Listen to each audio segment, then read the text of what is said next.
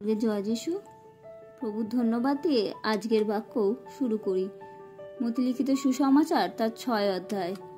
দান ও প্রার্থনাদি ধর্মকর্মের কথা। সাবধান, লোককে দেখাইবার জন্য তাহাদের সাক্ষাতে তোমাদের ধর্মকর্ম করিও না, করিলে তোমাদের স্বর্গস্থ পিতার নিকটে তোমাদের পুরস্কার নাই। অতএব তুমি যখন দান করো তখন তোমার সম্মুখে তুড়ি বাজাও না, যেমন কপটীরা লোকের কাছে গৌরব পাইবার জন্য সমাজগৃহে ও পথে করিয়া থাকে। আমি তোমাদিগকে সত্য বলিতেছি, তাহারা আপনাদের পুরস্কার পাইয়াছে। কিন্তু তুমি যখন দান করো তখন তোমার দক্ষিণ হস্ত কি করিতেছে তাহা তোমার বাম হস্তকে জানিতে দিও না, এই রূপে তোমার দান যেন গোপনে হয়। তাহাতে তোমার পিতা যিনি গোপনে দেখেন তিনি তোমাকে ফল দিবেন।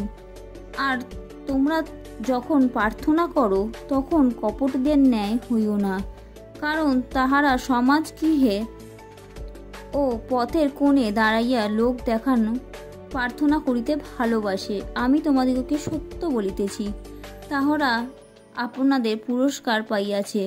কিন্তু তুমি যখন প্রার্থনা করো তখন তোমার অন্তরাগারে প্রবেশ করিও, আর দ্বার রুদ্ধ করিয়া তোমার পিতা যিনি গোপনে বর্তমান তাহার নিকটে প্রার্থনা করিও। তাহাতে তোমার পিতা যিনি গোপনে দেখেন তিনি তোমাকে ফল দিবেন।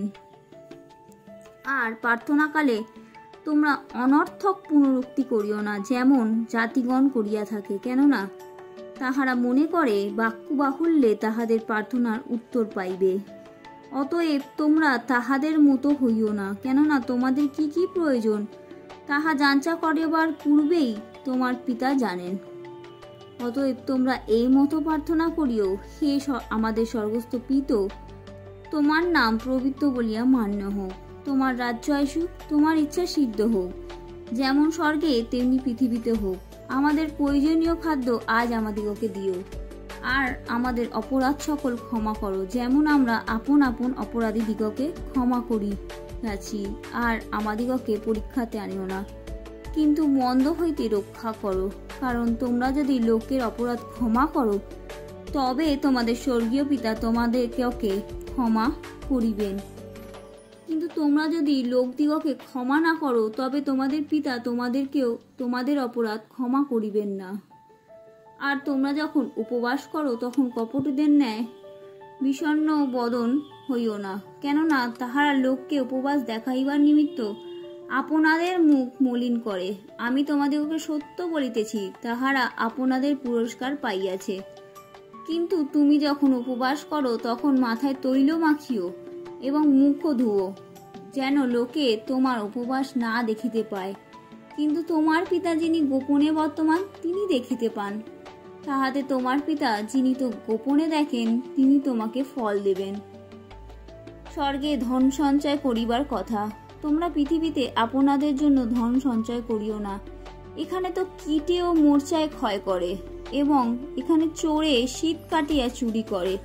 কিন্তু স্বর্গে আপনাদের জন্য ধন সঞ্চয় করো, সেখানে কীটে ও মূর্ছায় ক্ষয় করে না, সেখানে চোরে শীত কাটিয়া চুরি করে না। কারণ যেখানে তোমার ধন সেইখানেই তোমার মন থাকিবে। চক্ষু শরীরের প্রদীপ। অতএব তোমার চক্ষু যদি সরল হয় তবে তোমার সমস্ত শরীর দীপ্তময় হইবে, কিন্তু তোমার চক্ষু যদি মন্দ হয় তবে তোমার সমস্ত শরীর অন্ধকারময় হইবে। অতএব তোমার আন্তরিক দীপ্তি যদি অন্ধকার হয়, সেই অন্ধকার কত বড়! কেউই দুই কর্তার দাসত্ব করতে পারে না, কেননা সে হয়তো একজনকে দেশ করিবে আর আরেকজনকে প্রেম করিবে, নয়তো একজনের প্রতি অনুরক্ত হইবে আর একজনকে তুচ্ছ করিবে। তোমরা ঈশ্বর এবং ধন উভয়ের দাসত্ব করতে পারো না। ঈশ্বরে বিশ্বাস রাখিবার কথা। এই জন্য আমি তোমাদিগকে বলিতেছি, কি ভোজন করিব, কি পান করিব বলিয়া প্রাণের বিষয়, কিংবা কি পরিব বলিয়া শরীরের বিষয়ে ভাবিত হইও না। ভোগ্য হইতে প্রাণ ও বস্ত্র হইতে শরীর কি বড় বিষয় নয়? আকাশের পক্ষীদের প্রতি দৃষ্টিপাত করো, তাহারা বুনেও না, কাটেও না, গোলাঘরে সঞ্চয়ও করে না, তথাপি তোমাদের স্বর্গীয় পিতা তাহাদিগকে আহার দিয়া থাকেন। তোমরা কি তাহাদের হইতে অধিক শ্রেষ্ঠ নও? আর তোমাদের মধ্যে কে ভাবিত হইয়া আপন বয়স এক হস্তমাত্র বৃদ্ধি করিতে পারে?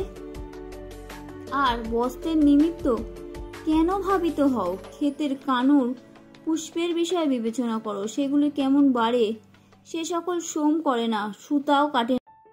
আমি তোমাদিগকে বলিতেছি, সলোমন ও আপনার সমস্ত প্রতাপে ইহার একটির ন্যায় সুসজ্জিত ছিলেন না।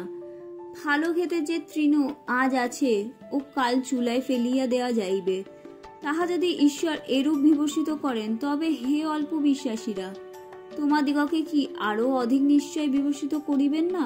অতএব ইয়া বলিয়া ভাবিত হইও না যে কি ভোজন করিব বা কি পান করিব বা কি পরিব, কেননা পরজাতীয়রা এই সকল বিষয়ের চেষ্টা করিয়া থাকে। তোমাদের স্বর্গীয় পিতা তো জানেন যে এই সকল দ্রব্যে তোমাদের প্রয়োজন আছে, কিন্তু তোমরা প্রথমে তাহার রাজ্য ও ধার্মিকতার বিষয়ে চেষ্টা করো, তাহা হইলে এ সকল দ্রব্য তোমাদিগকে দেয়া হইবে।